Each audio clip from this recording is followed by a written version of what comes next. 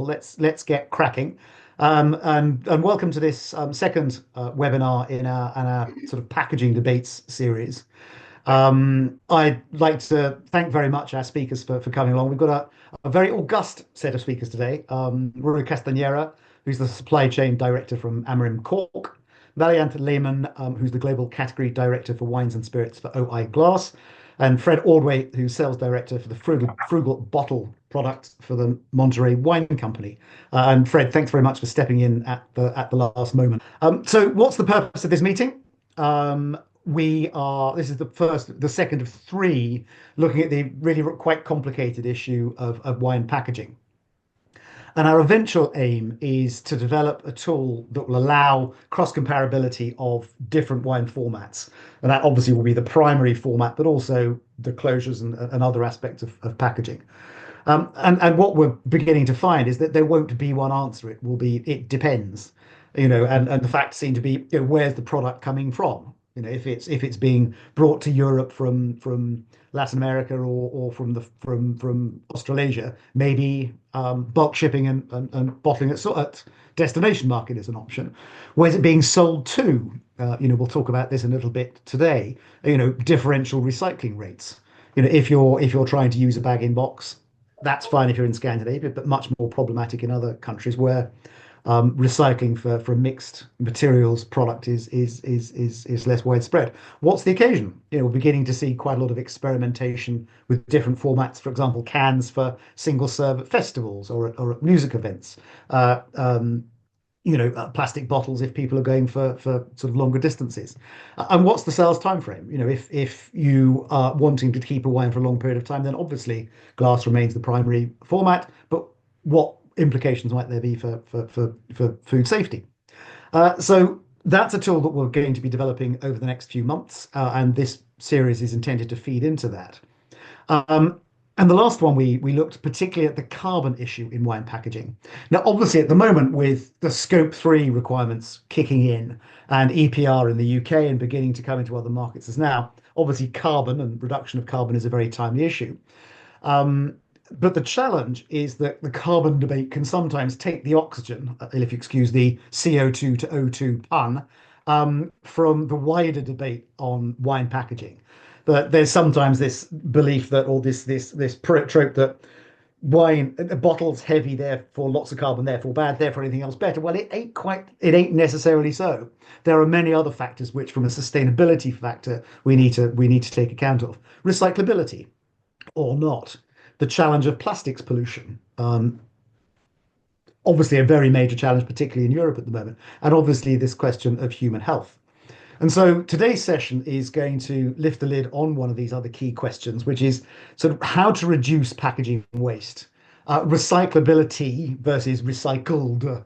One sees an awful lot of marketing that will talk about how a product is entirely recyclable. Well, that's all very well, but if it gets chucked out of the car window and sits by the side of the road, that doesn't really get us very far. But what circular solutions might be possible? So how we're going to run today is I've asked each speaker for some opening remarks about how their companies are addressing pollution and waste in wine packaging, whether that's through innovative materials, circularity, whatever. But also, where possible, to talk about not just the successes, but also where there've been challenges, because sometimes, challenges can be as informative as the learning processes as successes. Well, apart from if you're skydiving, perhaps.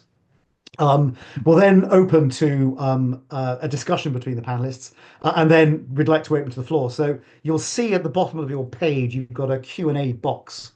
So if you have at any stage during the discussion, any stage through the commentary, questions that you want to raise, stick them in the box.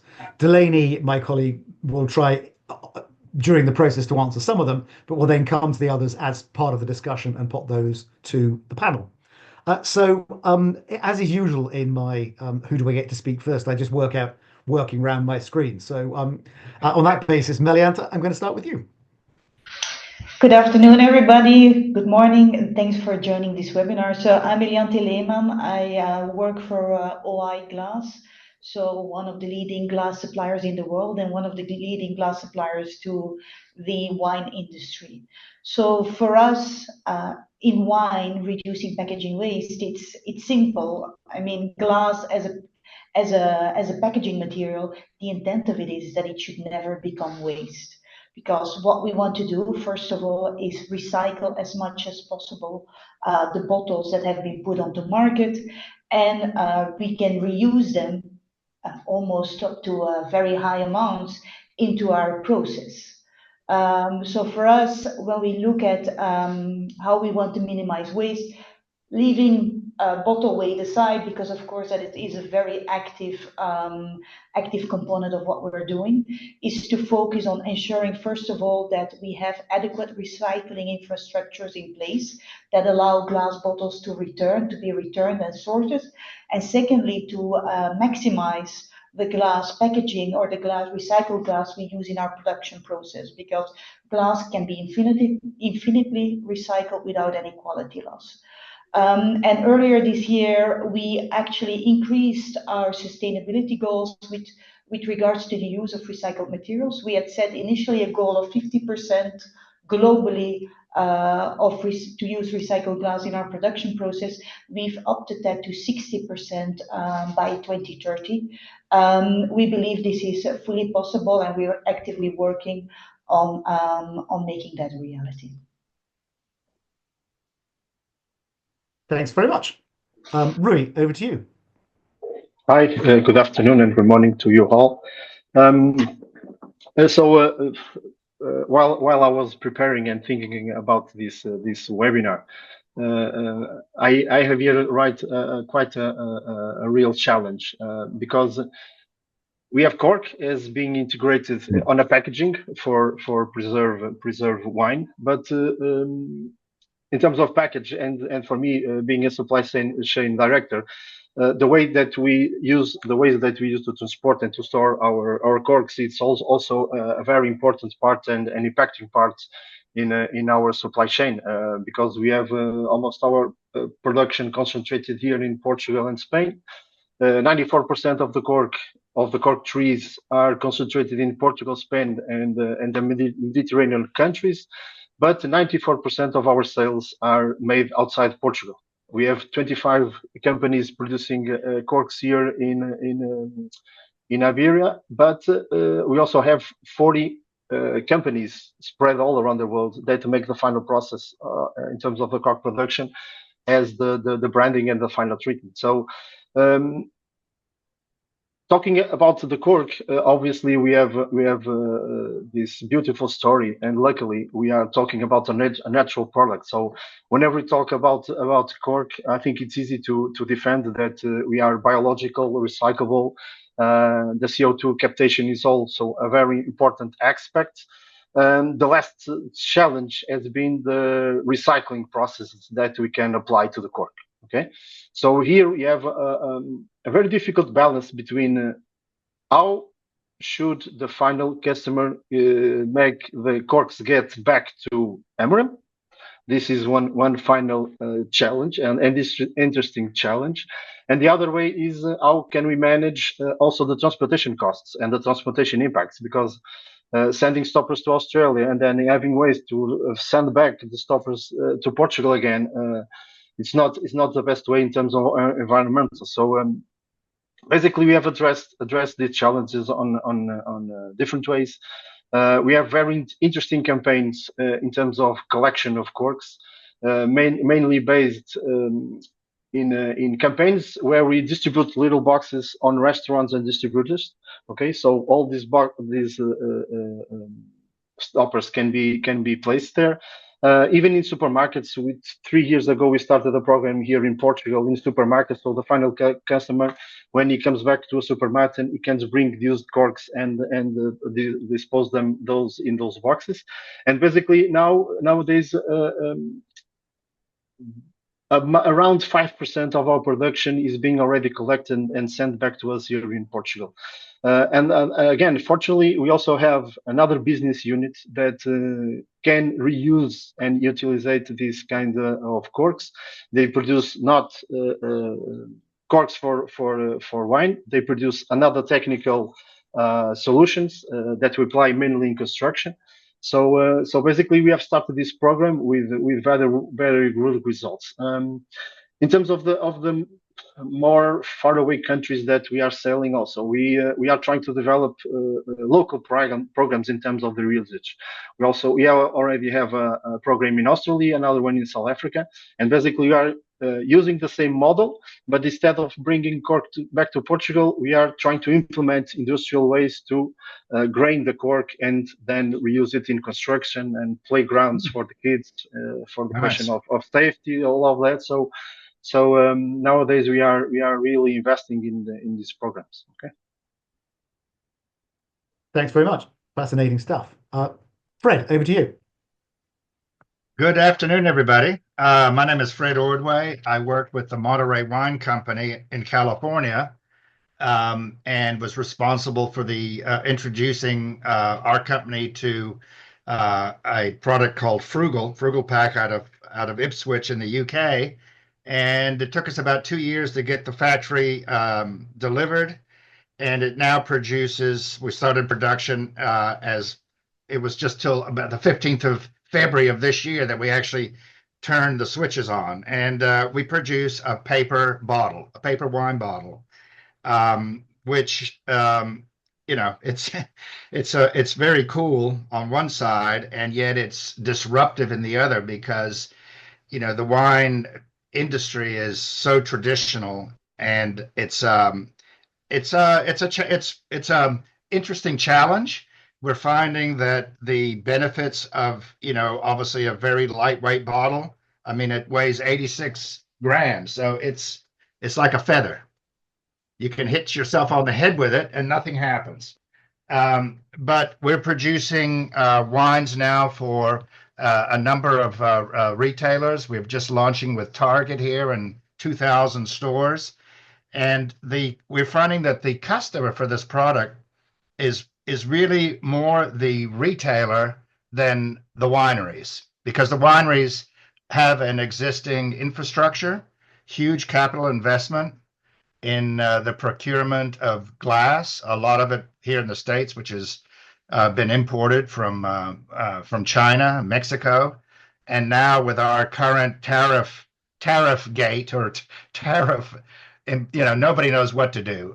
But so things are changing, and we also have found that the retailers have a vested interest in trying to reduce their own carbon footprint across all of their grocery. So it's not just, hey, we're gonna look at wine or anything like that. It's just like in grocery in the U.S., 35% of all of the carbon that is responsible for carbon in grocery is glass, and and wine is 35% of that.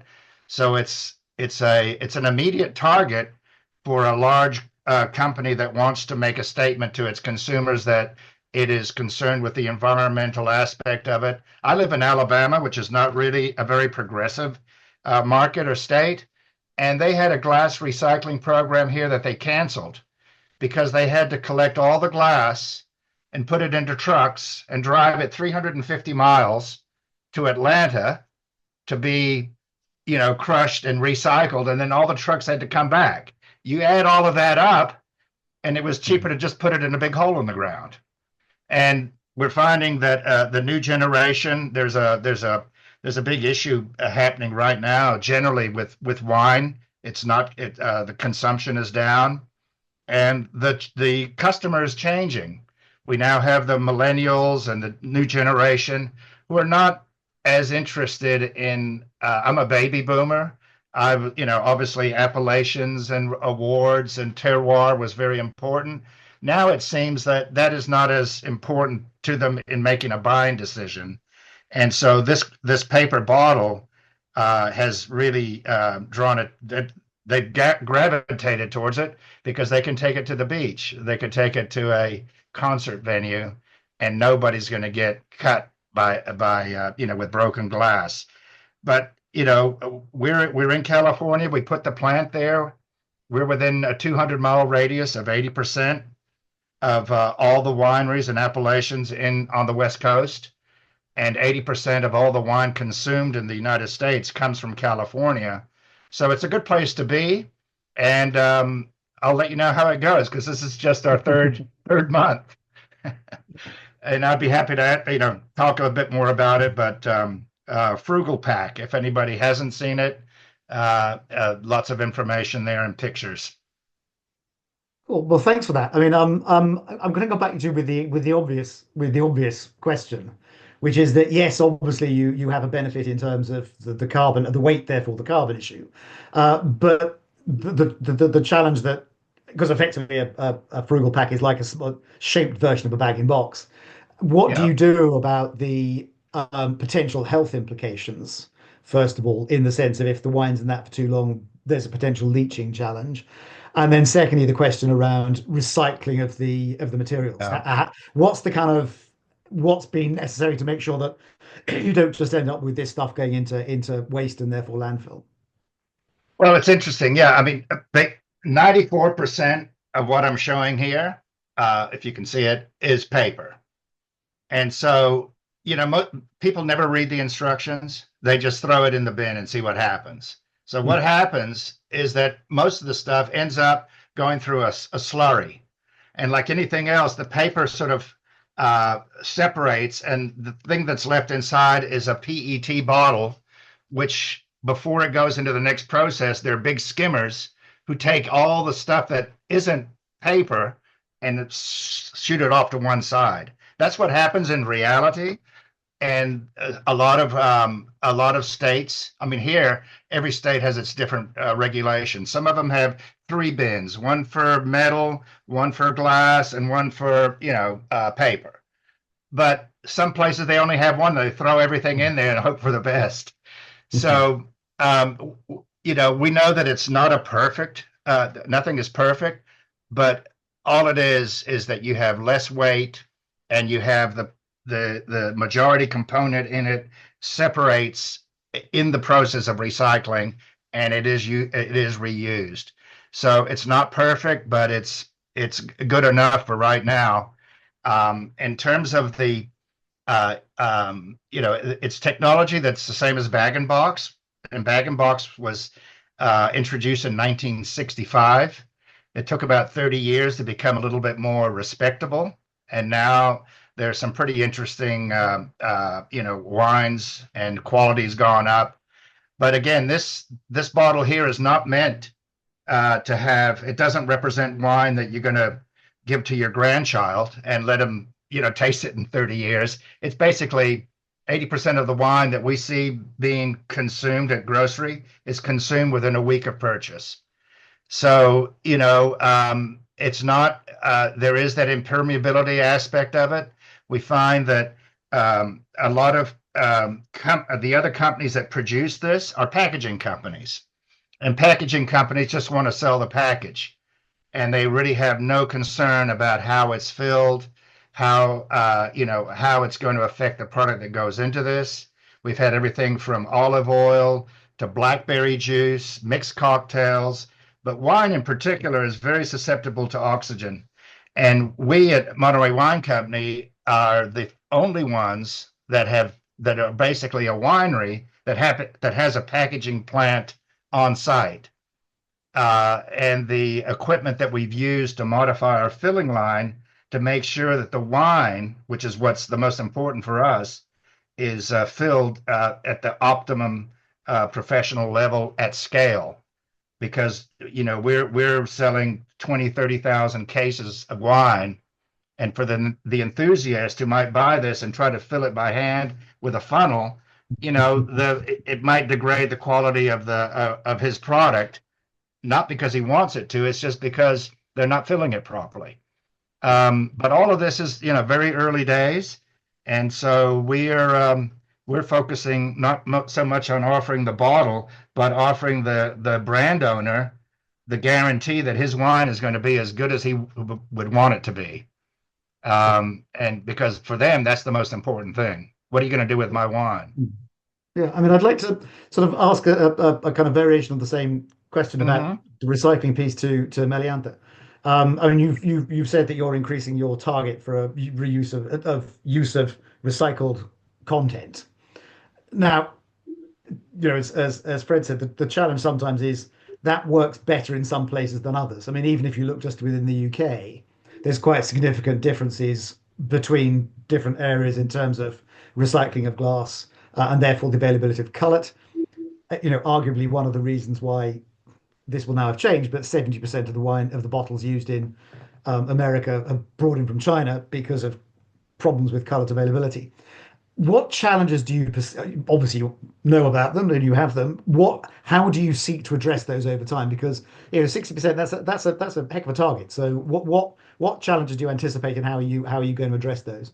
So for us, I think biggest challenge. So in Europe, let's take Europe first because it's one of the leading wine producers globally. What you should keep in mind is that in Europe, the glass recycling rates are already very, very high. So there we Nice. have easier access to recycled glass. On average, we're about 75% of the glass that is consumed in Europe gets recycled. Now, little asterisk, it doesn't mean because something gets recycled that actually it ends up back in a packaging product. So that's also a misconception we see with consumers because they believe I've put it in the bin and everything will magically happen.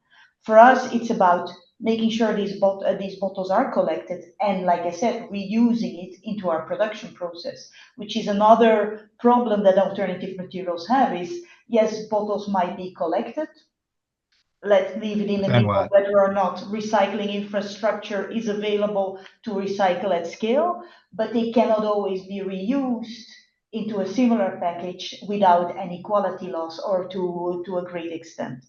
Now, when we turn to the Americas, and I think Fred already addressed it, there is a bigger issue because recycling is organized at a state or at a local level. And Yeah. our key problem is that we would love to get more recycled glass, but we cannot get enough recycled glass. We still use quite a significant amount of recycled glass today. So what we've done is we've started to partner with key stakeholders, whether it's our customers, whether it's municipalities, states, and we are starting to activate a program we call Glass for Good, whereby we participate in setting up recycling initiatives. And whether a bottle comes from China or Europe or wherever, it doesn't matter. We can use that in our local production, and we also have local wine production facilities in the US to address the needs. And we're doing similar things in Latin America. Now, another thing to keep in mind is wine actually, if we look at recycled content in production, wine actually is often ahead of the curve because of the color, the general colors used in wine bottles. So, on the average, I think wine globally for us is already close to the 50% target. Then what I think our customers have to keep in mind is certain packaging choices will drive recycled content for within the bottles we produce. So green has the highest recycled content possible. Again, nothing is preventing us from going to 100% besides most often the price and the availability of recycled glass. Then you would see amber and what we call flint glass, which is transparent glass, has the least recycled content. So certain trends like rosé wines needing to be in transparent bottles, it's actually a packaging choice that our customers make, but it's actually reducing the amount overall of recycled content. So what we do also in Europe is, as a glass industry, we have set the target to increase recycling of glass to 90%. UK is also part of that. To hit the target of 90% recycled glass and working with, again, government, municipalities, recyclers to make sure that we can actually get this done. So I think, yeah, for us, the challenge is more getting more glass and making sure we can reuse it to produce more bottles. I think the point you just made there is a really interesting one, that you can't take any one of these factors just on their own. That, as you say, if you've got rosés deciding they want to be in clear bottles, there is a very significant sustainability implication for that. And again, I think that's an advantage that we at SWR can have because we can actually be making it clear that there are overlapping choices which need to be taken as a whole. That again, I mean, to come down to you, Rui, that that also comes to closures as well. And I want to sort of almost pick up on a point that Meliantha made, which echoes what you've been saying, which is more or less you're ending up having to put in place a recycling process, a recycling chain that arguably should be done by state institutions. Um, from your perspective, Rui, how could um, governments, who many of whom, unless you happen to be called, well, let's not mention names, um, orange presidents, Better not. Oh my God, I wonder who that could be. Oh, sorry. Possibly think no, but see, the Oh. answer to that is probably got quite a lot of recycled content. Yeah, but but a lot of the stuff that we're talking about has been driven by government regulation. If governments aren't then following that up by making sure that there is sensible infrastructure, so Rui, from your perspective, what could a state infrastructure, state support do to facilitate what you're at the moment having to do as an organization on your own? Just let me have one thing. I need to talk with Fred to know if his bottle has cork stopper. I will call him later to understand that.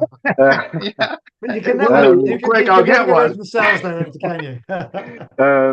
Peter, that has been the challenge because we are a B2B business. We are not a B2C. So in terms of our communication, it's not easy to get to the final customer. So basically, as I said before, we tried to use the chain in terms of the usage of the cork and try to save what should be the background of that chain, of the comeback of that chain by the restaurants and the distributors. Of course. One interesting thing that we found some months ago. Usually and personally, I never put a cork on the trash. Okay, I have some bags in my home. And even when I come to the restaurant, I pick up the cork and I bring it in my pocket. So for me, it's a natural thing. But we found, okay, we sell 6 billion stoppers yearly. Where does Wow. those stoppers end? Okay, I said before we are being able to return 5% of the production, but recently we found that most of the customers um, replace the cork on the empty bottle, and on the process of recycling glass bottles, it's possible to find a very huge amount of cork on there. So basically, what we need to find is how is the cork normally disposed when people are not aware this is recyclable, so we can get to those points and trying to collect those stoppers.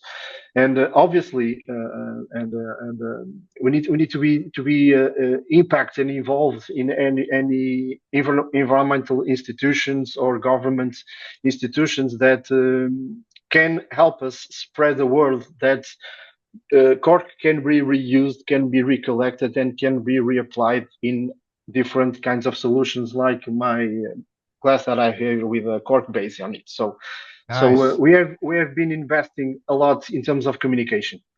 We have even on our own, we have a furniture production segment in Italy that only uses cork furniture.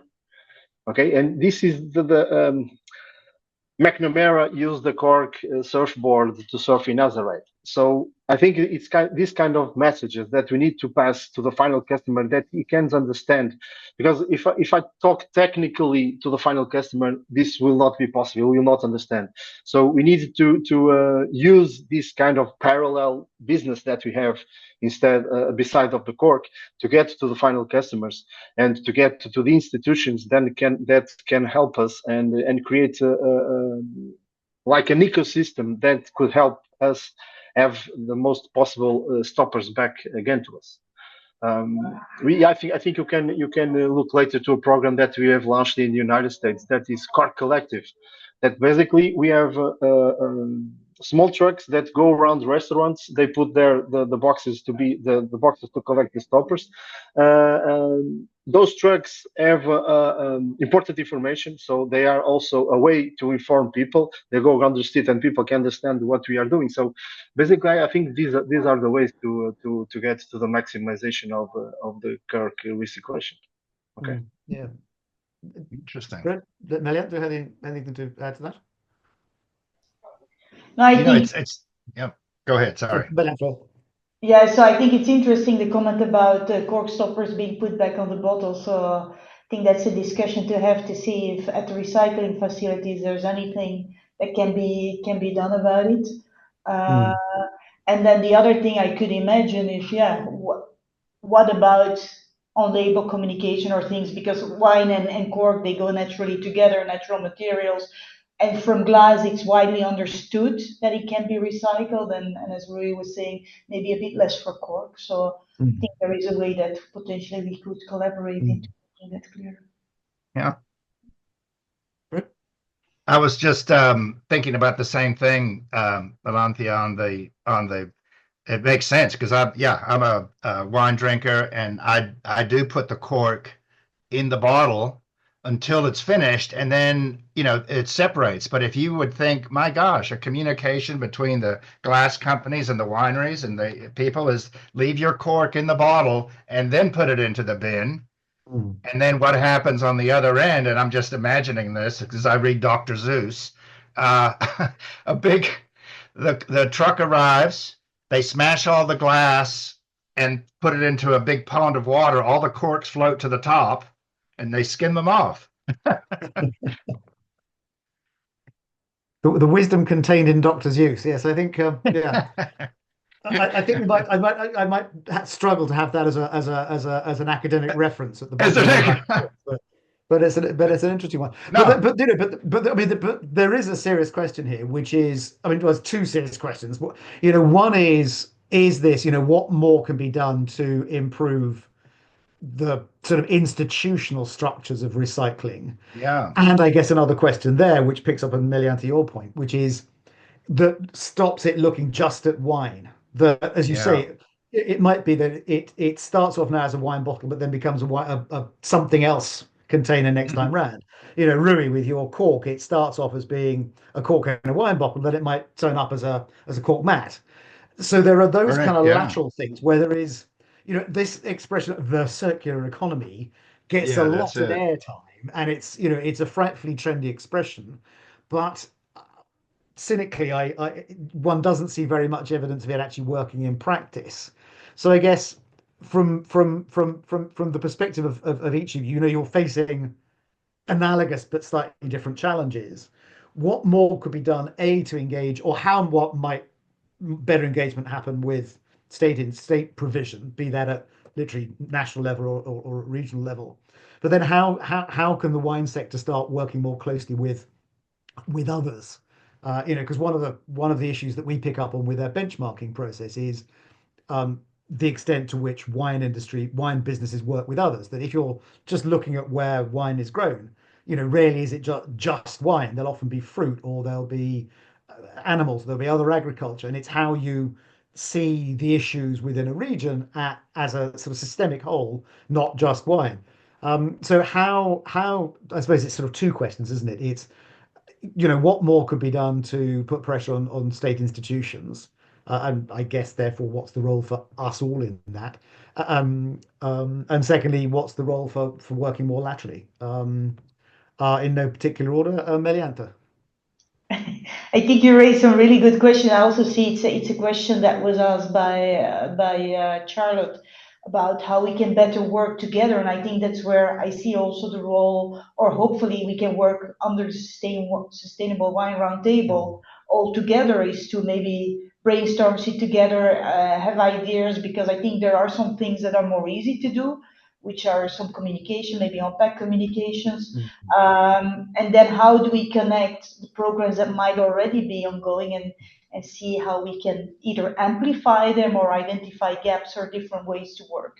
Of course, as a glass industry and as a company, we do try to lobby, but it's depending on We know Europe is now going ahead down the path of the packaging waste regulation, which Yeah. involved packaging minimization, packaging waste reduction, and making sure there are returnable models that are being established. Now, we know on the other half of the continent, it's less the case, and how can we maybe learn from what's being done in Europe and start translating that to the other continent? Yeah, I think that's interesting. Fred? No, no, yeah, I concur. It's a interesting problem to solve, but there's so many jurisdictions, and especially here in the States, as Melanthia, you acknowledge, it's like Alabama versus Tennessee versus California has the most stringent. And California, everybody says, I mean, we get it here as well. It says, are you in all 50 states? And I said, no, but we're in California, which is now the fourth largest economy on earth. So let's just focus on that. That'd be a great place to start with something innovative. And then what happens in California sometimes does spread out to the rest. And yeah, I mean, Peter, you're right. Everybody talks about the circular aspect of this, but what circle is that? Quite exactly. Rui? Yes, Peter. That's a very difficult question to answer. Yeah, that's why I asked it. Yeah, I know. On the ways that we can assure that everyone is involved and committed with Yeah. these situations. Basically, we touch every instrument that we can. Okay, we try to spread the word. We try to create moments where all the impacts of maintaining the cork business are important. Okay, it's not only about hammering selling stoppers. Okay, we need to talk about biodiversity on the way that having cork produced on the Montado, that is the cork forests, can prevent and can increase some endangered species, for example.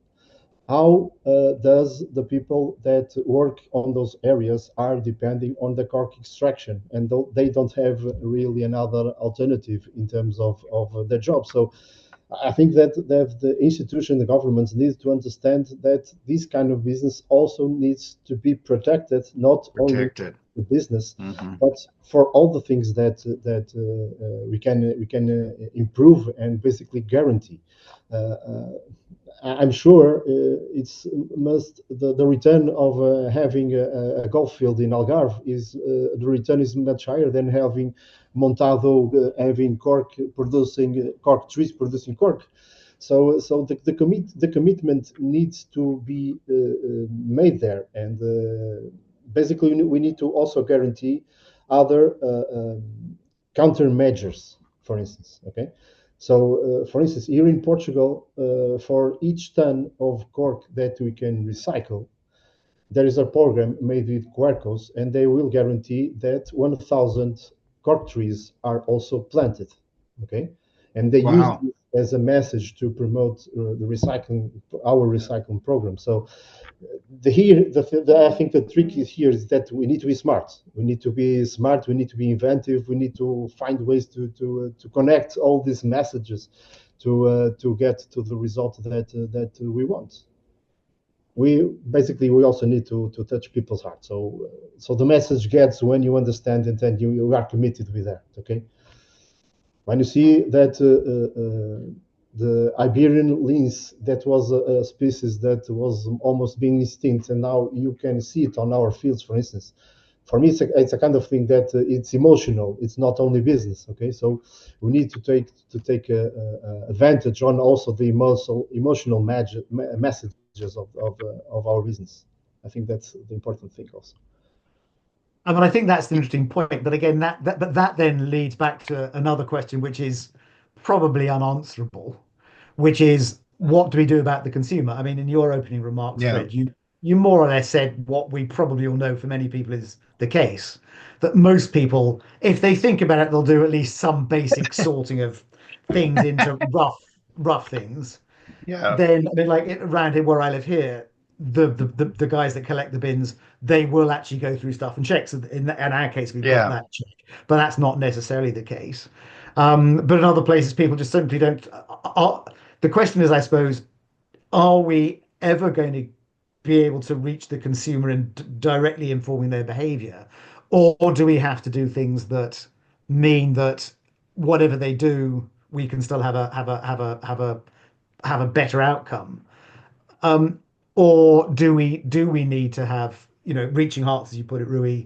And if so, what might that look like? I mean, it strikes me that from what we've just been saying, that's something that's joined up that makes it easier for the consumer. That just simple messages, separate the cork from the glass or whatever else it is. It's.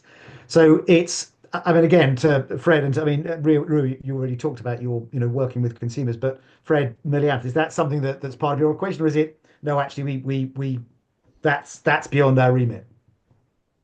It's interesting on this, like I said, mentioned about California, and it's just a recent regulation. It's I might get the letters wrong. CRV or CVR, Consumer Redemption Value, on these bottles. I'm imagining like they give you 10 cents if you return this bottle to a recycling center. But imagine if you could team that up and make it 11 cents or 9 cents of the 10 cents goes, you put your cork in it and redeem that. There's an incentive for people to do the right thing.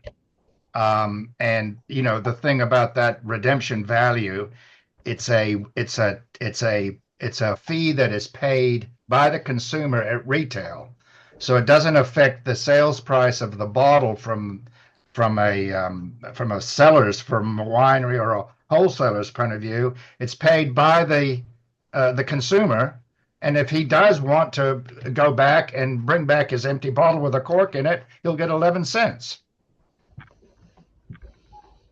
Miliant?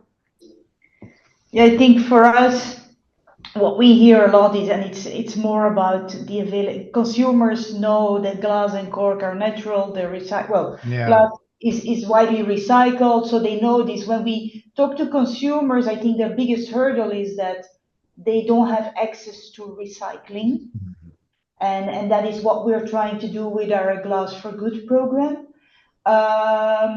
And then it's also the education. I think this is a part where we've not been very vocal about the amount of recycled content that we're actually using in bottles. I think other packaging materials are more open about it and they communicate. We've sort of been saying, well, we use it, it gets recycled, but we're not stating that actually we have certain plants today that are at 90% recycled content. Now, not everywhere across the world, and we could go to 99.9 theoretically, but again, it's not possible for us. It's not a reality for us today, neither an economic one or from a material point of view one. So we have done several campaigns ourselves, whether we had Glass is Live, I think back in the early 2000s, we did glass advocacy on social media. We're still doing some of it, and we work with the local glass association also to make sure that we continuously communicate with consumers. Now, the step that we might do a bit less is with our customers and seeing, especially given that wine is more a fragmented business, what we can maybe better do as us as a global player with our local customers to maybe do consumer communication, and whether it's in the store, whether it's on label, I think those are things we should better explore. Yeah, again, that comes back to the point, doesn't it? It's around consistency of messaging. And this is something that, we found across all of our work in packaging, that it's with the best will, you see a consumer, if they're in a store, they're either rushing in to grab a bottle of something to go to a dinner party, or they're there doing their weekly shop. They've got a limited amount of time. They're running around. They've got a couple of kids hanging off the trolley, and it's the finer decision making about the sustainability factors around different wines. But it's no just 3 red, 3 white, or whatever it happens to be. It's so I think that and I think that's something that, I mean, coming back to the point that a couple of you were making earlier, that's something that perhaps we as SWR can facilitate. What would be the messages across a packaging format that would allow people to understand the recyclability, what does get recycled. So as you say, Melianth, it's the reality of it, because I think often there's cynicism that, I mean, you hear it around here, I put it in the recycling bin and I don't know whether it gets reused and Yeah. recycled. And the answer is yeah, in many cases it does. And so I think there's that messaging, there's that messaging piece to be done. But I think also coming back to your point, Fred, about the fee, I think Mm. all of us remember in the olden days when you had a lemonade bottle or a beer bottle. Yeah. It was in the UK it would have been a few pence. Yeah. But it was meaningful enough to mean that you did take it back, because Yeah. it would gradually mount up. And I think that's certainly something that I think has a role to play. As you say, you give the consumer financial interest, as it were, in. Exactly. I don't know, some Yeah. glass companies have been looking at a little QR code that can be used to, the money comes to an account, a nominated account. So again, I think there's ways around that. The question, we've got a question in the chat about what else can be done within the manufacturing process. Obviously other factors. It's not just what happens to a product at the end of its life. It's what other factors does one need to consider in, for example, water usage. I mean, in particularly where you are, that obviously that's a very major challenge, and ditto elements of parts of California. Energy, I mean, obviously that is another one. What other considerations do we need to think about in terms of the factors that you have to manage within the ongoing manufacturing process, or production process, rather than just at the end of life? Meliant. I think one of the factors I would argue is what happens after recycling. So, do you have downcycling, or can you recycle? I think that's an important factor for people to realize, that not everything can be in a closed loop reused. Yeah. So that would be a point I think that is important to make. Then the other thing is, like I said, more transparency on maybe already recycled content, and choices that brands are making by opting for certain bottles. I mentioned about the color, but the same thing. We had the discussion often also about packaging reduction. We have a full portfolio ranging from 300-gram bottles to heavier bottles. Now, these are commercially available, yet there is a perception that a wine bottle has an average weight of 500 grams. Yes, but there are solutions available already today that people can start using and deploying quite easily and have a significant impact on their carbon footprint. Yes, I've been constantly amazed at how many people say, "Well, we can't get hold of lightweight bottles." Well, you just can, and I know. it's. I suppose part of the challenge is that it's easier to do what you've done before rather than seek to change. Yeah.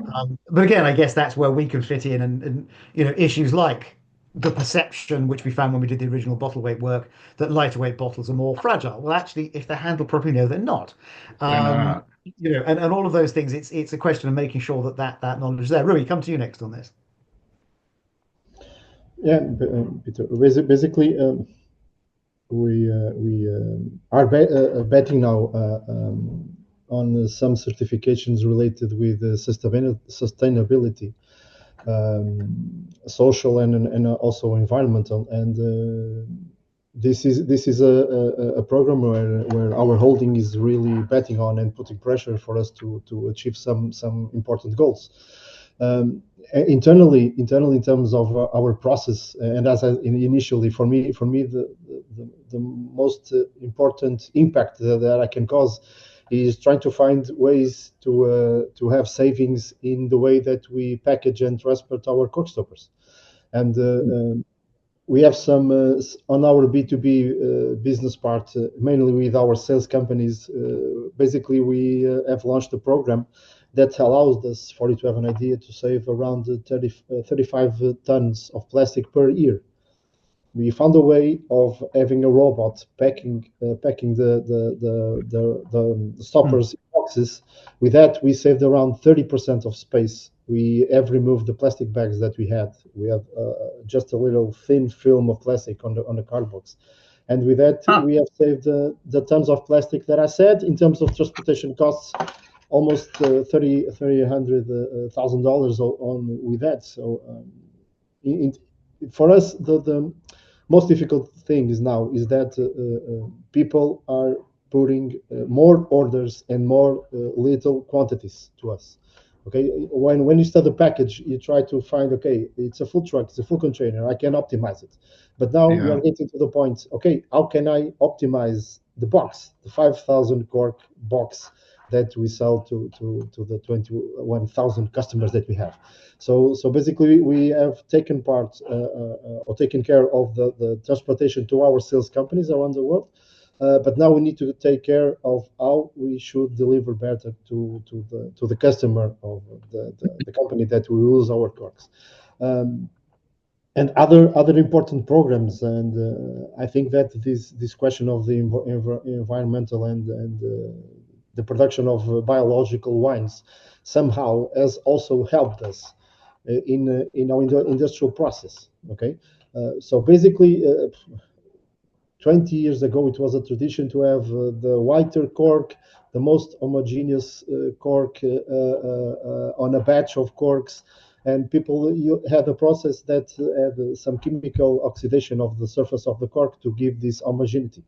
Fortunately, the new generation of wine producers are thinking more of the nature, the biological wines and all of that. And people are choosing more natural colored corks, and that help us to reduce about 30 to 40% the chemicals that we use in our process of production of the cork. So we need to be aware of the little impacts of each decision can contribute to the final results. Okay, I think we will not have one solution to one problem.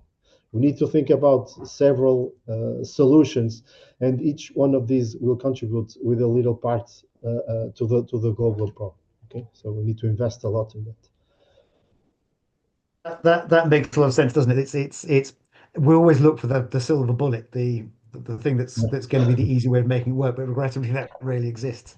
But it's interesting the point Peter, you make about just an example. We have 5 projects of reducing the utilization of plastic in our packaging, for instance.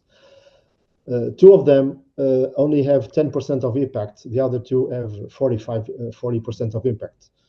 Yeah. I need also to invest my time and my effort also on the 10%, because probably I will not solve the problem now, but I can solve the problem within 5 years. I need to study 2 alternatives. I need to look at the way that we can use, I call it the paper bag to package cork instead of the plastic bag.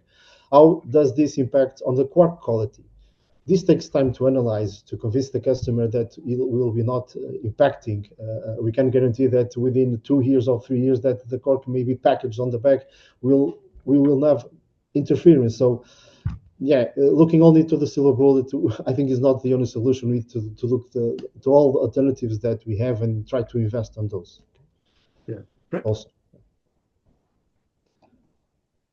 I see a interesting question there from Pia about advice that you would give to wineries about their packaging choices. That's an interesting question, because the reality of it is the wineries, when they are established, set their own, if they decide to go with glass, that's what they bring in. Even we've had issues, or not issues, there's challenges, because they say, oh, I want it in a paper bottle.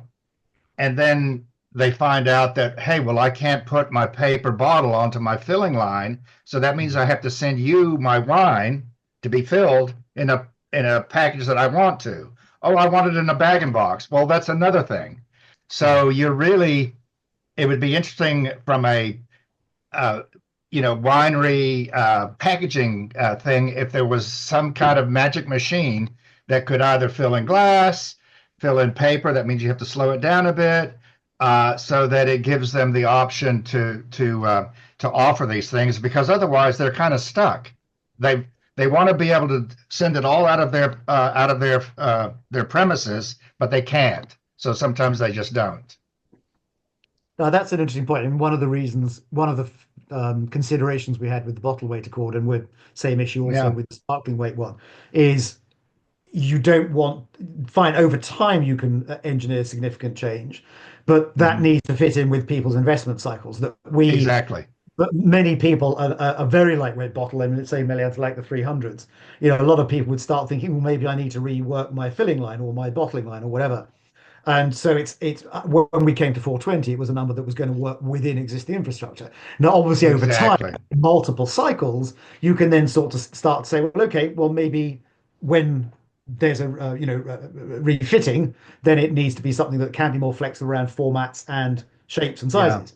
But that has to be done over time. And I think but I think also to come to Pierre's question, I think it's a question of, you know, the choices you make now have implications for what you're going to be able to do. So that has to be thought In, about, in the future, especially yeah, yeah, the sustainability yeah. sustainability hat on.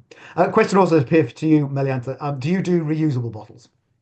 We do absolutely. I think it's something that is not that commonly used for wine, but don't forget, like the German market is still using a huge amount of returnable bottles. The French law is mandating all beverages to have a share, I think, of 5% by 2030 that would come into returnable systems. And in Latin America, there is still a huge returnable market too. The problem we have is with international markets. And if a product travels from one country to another where it's produced and filled and then travels to another country, then it's hard to actually gain those bottles back to be refilled where they're filled. The second challenge we face is that a lot of countries over time in Western Europe have moved out of recycling, returnable systems. And the infrastructure you need to have a good returnable system is washing of bottles, sorting of bottles, and giving them back to the fillers. And that requires huge capital investments. So this is something, again, we're now working with the government in France on the wine side to see, we see small companies now emerging, startup companies that will specialize in collecting the bottles, washing them and returning them to the winemakers. But again, this can also only be done in very small geographic closed loop areas. So once a bottle leaves a country, it will be hard to recuperate it. And because it's an investment the company is making in returnable bottles, they don't like to see bottles disappearing before they're at the end of their useful life because it's quite costly to replace. Yeah, I mean that certainly bears out what we've seen in terms of reuse. I mean, it's one of those ideas that, in theory, it's a great idea, and yes, at local levels it can work really well. I mean, we all remember, milk bottles, or as you say in Germany with beer bottles, where the brewer will use a single style of bottle, and it's in a relatively constrained geographic Yeah, area. But if you get to try and do that at scale, I mean, if I just think about the wines I've got in my wine rack, they come from all I different know. parts of the world. They're different shapes, different sizes, and the idea that those have all got to go back to their point of origin. It's at the So, moment anyway. It's a real and challenge. maybe Well, one sorry. recent example we have is in the US, California, Oregon, because of their sustainability focus and also because of a lot of the consumption taking place. So we do work with Vivino we developed the returnable wine bottle for them, and so they're now acting as this party that is offering filling and washing and collection. So it's something we are really happy to explore, and we know it's the most sustainable solution, but it needs to become a realistic and a practical solution. Well, I guess this that ends up being quite a good ending point, because we're now at the hour. That as with all these things, that would that there was a simple answer, but there isn't. But that actually there probably will never be a single answer. I mean, you made the point, Fred, that your packaging choice is not necessarily going to be for everyone.